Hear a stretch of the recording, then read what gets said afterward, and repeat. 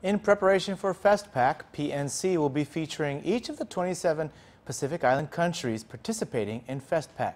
Tonight, we begin with Guam.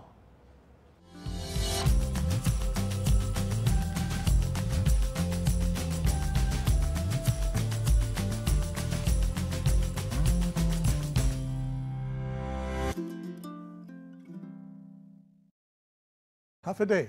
I'm Riley Rigel, author of the textbook Pacific Nations and Territories.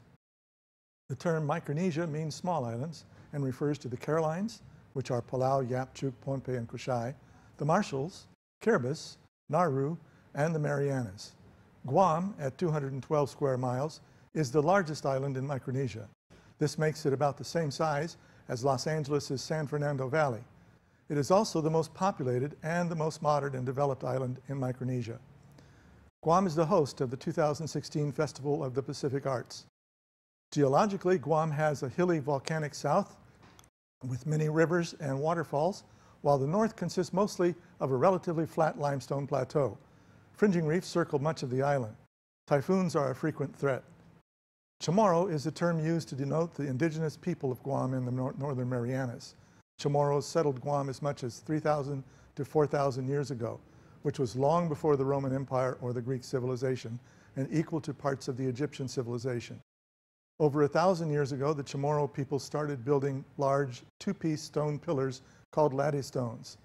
Early explorers wrote that the laddie-stones were the pillars of houses, but they may have held more ceremonial or spiritual purposes as well. Guam was actually the first island in the Pacific to have contact with European explorers when Ferdinand Magellan bumped into it in 1521. Spanish galleons and British privateers frequently stopped at the island until, in 1668, the Catholic priest San Vitores, with a detachment of Spanish soldiers, settled on the island to make it a colony of Spain. Conflict followed until the Spanish finally prevailed in 1695. The Spanish ruled Guam and the Northern Marianas for the next 200 years, but then the United States had a war with Spain, won the war, and took Guam to have a coaling station out in the Western Pacific.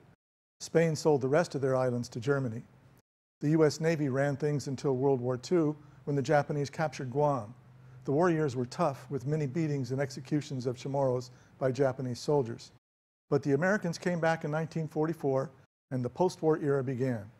Guam is an organized, unincorporated territory of the United States. This means it has an organic act passed by the U.S. Congress in 1950, which establishes the local government and grants U.S. citizenship to anyone who was on Guam in 1950, mostly Chamorros. There is a movement to have a Chamorro-only plebiscite to determine the future status of Guam. It's been worked on for years, but not much has happened yet. Guam's economy is based on tourism, U.S. military bases, and government jobs. Tourism is currently booming with 1,300,000 visitors per year.